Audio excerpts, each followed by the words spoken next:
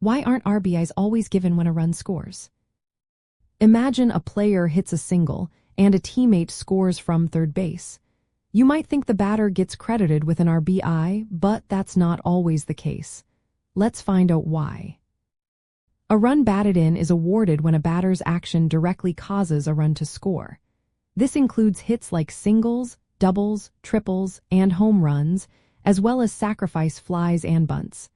But it's not just about crossing the plate. The official rules set specific situations where an RBI isn't given, even if a run scores. One common reason is if the run scores because of a defensive error. For example, if a fielder misplays the ball and allows a runner to score, the batter isn't credited with an RBI. This is because the run isn't seen as a direct result of the batter's skillful action. Instead, it's considered an unearned run. Another reason is when a run scores during a double play. If a batter hits into a forced double play and a run scores, no RBI is awarded. The logic here is that the batter's action caused two outs at once, which diminishes the value of the run. Runs scored on a fielder's choice or defensive indecision also don't always earn the batter an RBI. If the defense chooses to throw to a different base instead of home, the scorer judges whether the run was truly caused by the batter. If the runner was already running home, an RBI might be credited. If the runner only advanced because of the defensive mistake, it's scored as a fielder's choice without an RBI. Runs that happen because of wild pitches or passed balls are another case.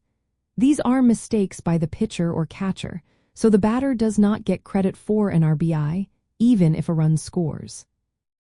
Lastly, if a batter reaches base without hitting the ball, like through a walk or being hit by a pitch with the bases loaded, they get an RBI if a run scores.